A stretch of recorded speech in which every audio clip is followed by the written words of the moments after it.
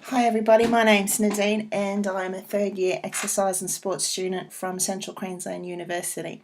Today I would like to talk to you about some research that we conducted at Rockhampton in 2014.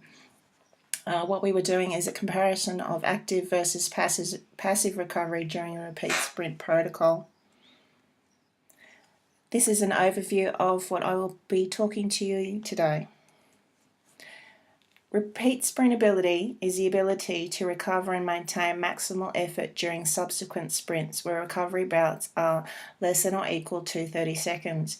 Many team sports such as basketball, hockey, rugby, soccer and even AFL require short bursts of high intensity activity with small amounts of interspersed rest. It's normally required during critical moments of the game. A game can either be lost or won on a player's ability to sprint faster than their opponent. Improving RSA and optimizing recovery is essential to maintaining high athletic performance. RSA mainly uses the anaerobic energy system. Sufficient recovery is required for performance in subsequent sprints. In this recovery time, we see an increased muscle blood flow, lactate clearance, ATP is resynthesized through the breakdown of phosphocreatine, and there's also removal of accumulated inorganic phosphates and hydrogen ions. Sprint duration and recovery time is a determinant in RSA. Some scientists have found that an insufficient recovery time is detrimental to performance. Others have shown that passive recovery is more beneficial. Some have found that active recovery impairs performance, whereas others have shown that AR hastens recovery from the previous bouts and improves an athlete's subsequent performance. Here's just a summary of some of the research articles that I looked at. As you can see, there is some inconsistencies. Some say that blood lactate levels are lowered during passive recovery, and some that say that it's higher during active recovery. As you can see, there's a bit of discrepancy. In previous studies, most of the focus has either been on cycling or swimming with longer recovery times, such as 3 minutes plus. There's actually been minimal research conducted on running-based RSI with short recovery times. The aim of this study was to compare the effects of active versus passive recovery during short repeated maximal sprints, which were performed at 95% of the sprinter's maximal sprint speed. We looked at blood lactate levels, fatigue index, split trials and total sprint time, heart rate and their perceived rate of exertion. Our hypothesis was that passive recovery would lead to improved performance of repeat sprint running compared to inactive recovery practices. Our null hypothesis that there would be no significant difference between the two recovery modes. Our participants were 10 physically active, healthy male and female Central Queensland students, and here are their demographics. We performed health screens prior to testing, and we also received their informed consent.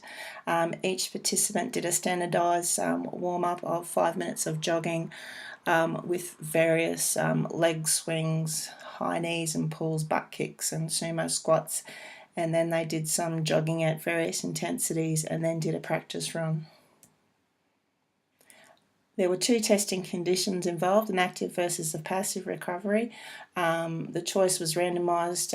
It was a coin toss to determine which one they would do, and it was conducted over 2 days. The testing parameters were a 10 by 15 metre repeat maximal effort sprint, and it was a 22-second recovery in both cases. In the passive recovery, the sprinters remained stationary at the start of the sprint. In the active recovery, they remained actively jogging at 50% of their maximum speed, and they had to make sure they were back at the start line within 2 to 3 seconds before the start of the next sprint. Some of the outcomes that we measured were heart rate before the warm-up, at the start and the end of each sprint, and the completion of trials, and then for every minute for 5 minutes afterwards. Blood blood lactate was collected before the warm-up, at the completion of the trials, and 3 minutes post-exercise, and sprint times were collected over 5, 10 and 15 metre intervals, and at the end of each sprint we asked the sprinters what their RPE was based on the Borg scale. Here is a list of the equipment and manufacturers. Our study design was a randomised crossover study design.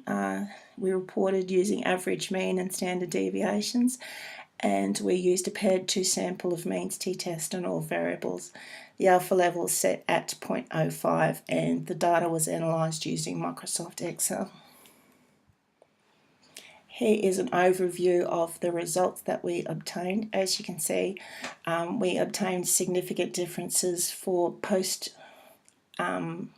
blood lactate, heart rate and RPE. All the other were insignificant. As you can see from this table, RPE was significantly different and was higher in the active recovery session, and for the post-sprint it was also higher for the active. Here is just a figure of the results of the blood lactate, showing higher levels for the post-sprint, which was significant.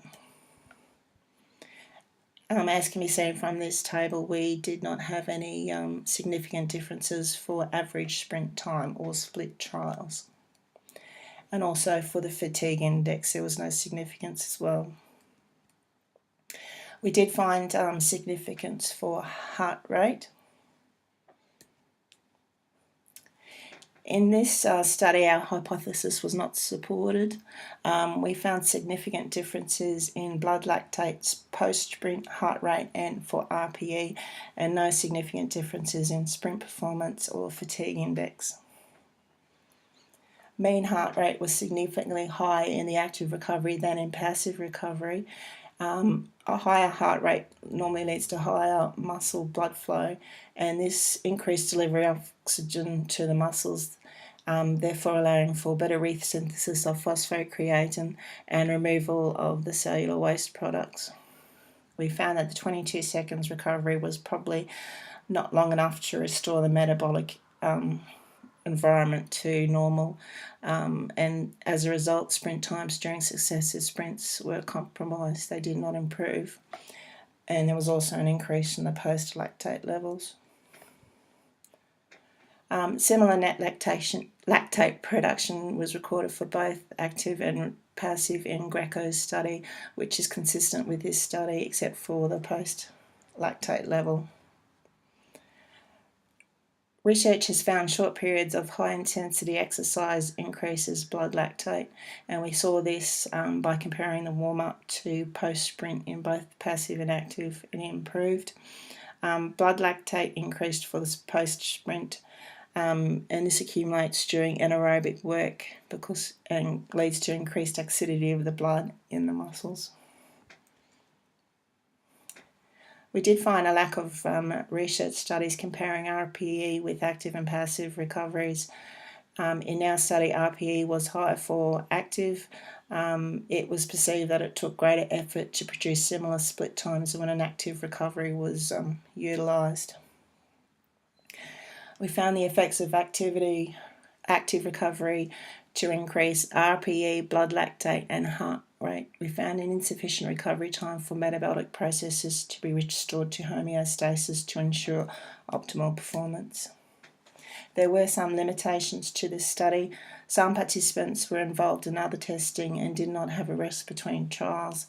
There was a large number of recorders, and this could have caused experimental error, and we also had a small number of participants. It was only n equals 10. So in concluding, we accept the null hypothesis that there were no significant differences in fatigue index, split times and total sprint time. This contradicts the widespread assumption that active recovery is beneficial in promoting blood lactate clearance after maximal sprinting. The optimal recovery mode to improve subsequent repeat sprint performance depends on the duration of the recovery period. If rest periods are short, passive recovery is better, but if it's going to be a longer duration, say longer than 3 minutes, an active recovery is more beneficial to subsequent sprint performance. Practical implications of this study. The choice of recovery type should be determined by the individual's workout goals or the type of sport the athlete is training for. Fitness level. If a person is less fit or inexperienced, they should probably use a passive recovery, but highly trained persons would gain greater benefit from active recovery, and this could also be used by coaches for talent identification. And further research could look at the relationship between active recovery, lactate removal, and performance. Gender differences, we should look at different rest periods between trials and look at replicating what's actually happening in a game. And we also need to look at the long-term effects of recovery mode on RSA training performance. I'd like to thank Aaron Scanlon and my fellow students, and just like to report that there were no conflicts